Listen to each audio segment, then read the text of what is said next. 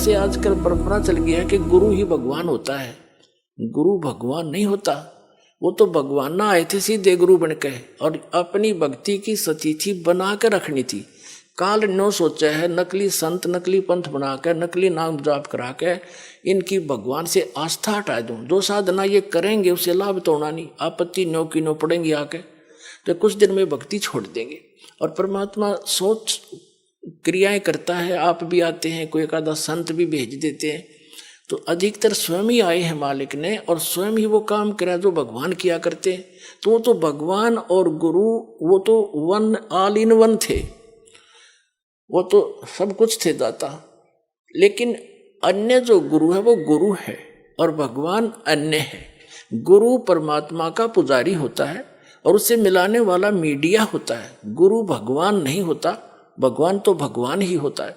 लेकिन उस परमात्मा को पाने के लिए एक विधि बताई है परमात्मा ने कि अपने गुरु को आप एज ए गॉड ट्रीट करना, उससे भगवान की तरह व्यवहार करना, ताकि जब तुम यहां से जाओगे इसी रूप में आगे भगवान परीक्षार्थ बैठेगा। और यहां जैसा व्यवहार आप कर रहे हो, जैसे विचार अपने गुरुजी के प्रति रखते हो, वो वहां भी होंगे।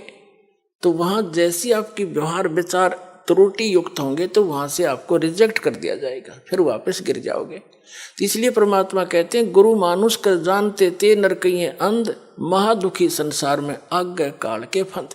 गुरु गोविंद कर जानियो रहियो बचन समाए, और मिले ते दंडवत बंदगी नहीं पल पल ध्यान लगाए।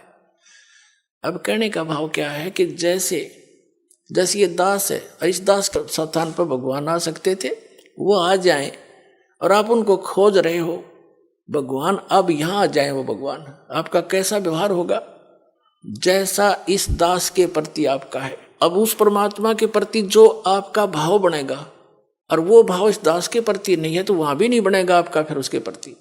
अब जैसे परमात्मा यहां आ जाए आपको, जिसकी आप खोज कर रहे हो, तो किस प्रकार लपटोगे उसके चरणों में, रोगे, मुंह की तरफ देखोगे, 100 बार शुक्र मनाओगे, भगवान बड़े भाग जाएंगे, दर्शन होगे। जिस भगवान को हम खोज रहे हैं, और वो आज इस दास के स्थान पर होता, वो तो हजारों बार हुए हैं, रहे हैं दाता, हम नहीं समझ सके।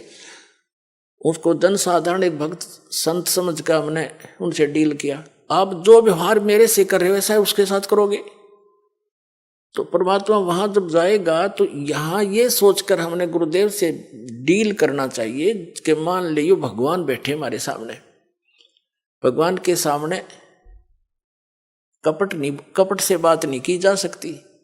जो वचन जो आदेश देव श्रोधार्य होना चाहिए, अपनी नहीं चलानी चाहिए, क्योंकि वो आपके हितैषी हैं, आपका बुरा नहीं चाहते, केवल भले के लिए आपको आदेश देंगे, ऐसा नहीं करना, ऐसा नहीं करना, केवल ऐसा ही करना। तो ये तुम वचन मानोगे तो भगत बनोगे और आपका कल्याण होगा।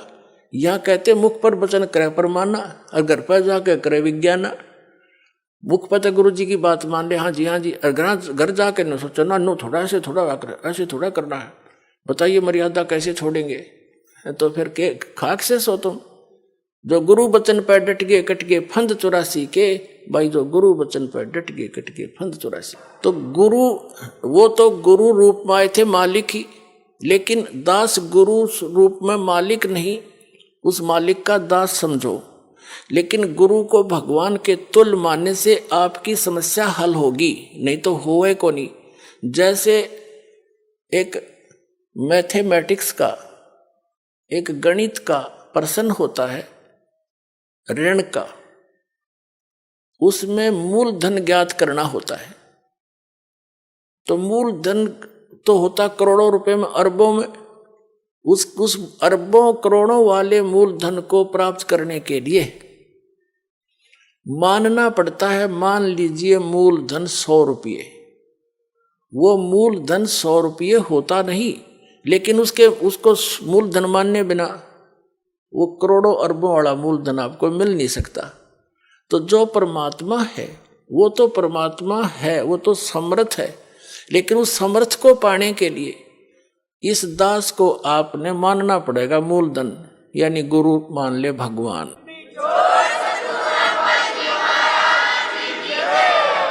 तभी आपकी यह समस्या हल होएगी।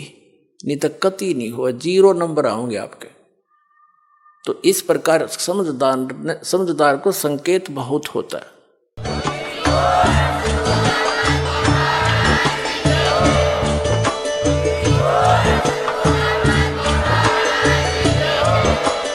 आप सुन रहे थे जगत गुरु तत्वदर्शी संत रामपाल जी महाराज जी के मंगल प्रवचन। अधिक जानकारी के लिए विजिट कीजिए हमारी वेबसाइट www.jagatgururampalji.org। संत रामपाल जी महाराज जी के शुभ आशीर्वाद से पूरे विश्व भर में 500 से भी ज्यादा नाम दीक्षा केंद्र हैं, जिन पर संत रामपाल जी महाराज जी द्वारा ऑनलाइन निशुल्क नाम दीक्षा दी जा रही है। अपने नजदीकी नाम दीक्षा केंद्र का पता करने के लिए संपर्क करें 8222880541।